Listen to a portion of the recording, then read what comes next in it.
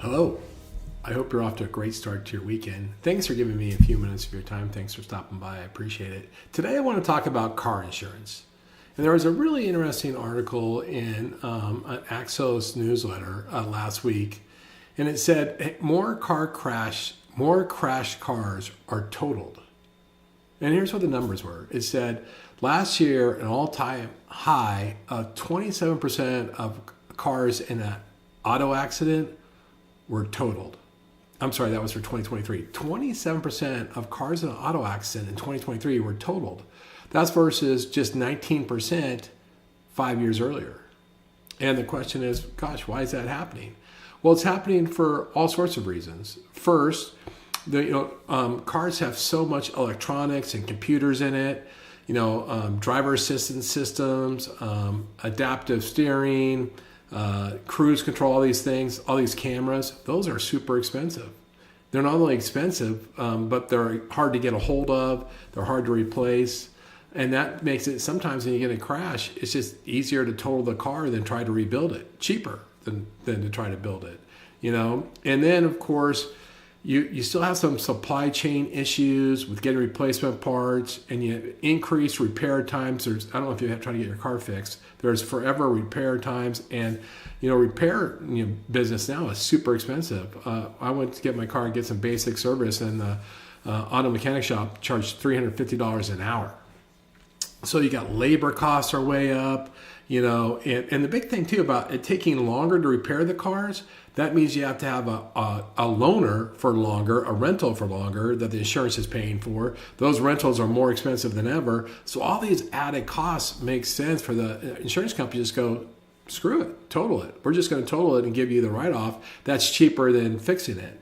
Now, what happens if you're taking all these cars out of service? 27% that are in an accident were totaled.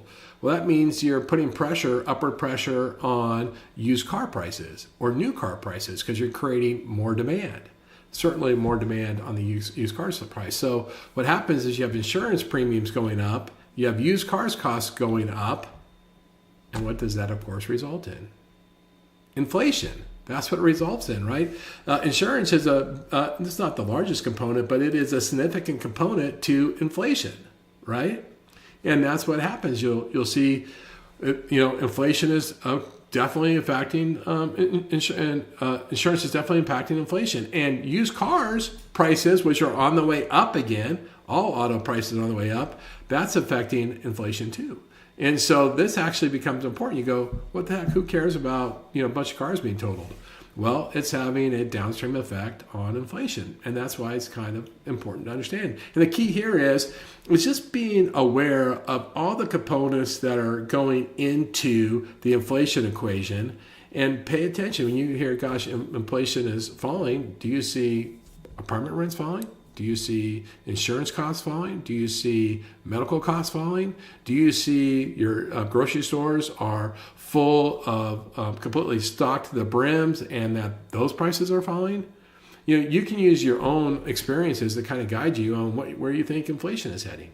And all this means, it's something that as mortgage and real estate professionals, we need to pay attention to because we need to help work through our clients' psychology of inflation and their paralysis around affordability and help them navigate. Now, they're all real issues, but the more we're aware, the better we can advise them. So anyway, it's the weekend. I thought I'd come up with a light topic. It's interesting. I will put a link to the AXIOS article below. I also did a LinkedIn post on it today, so you can check out my LinkedIn post. It is right there. With that, I appreciate you giving me some time. I hope you have a great weekend, and I look forward to talking to you again soon.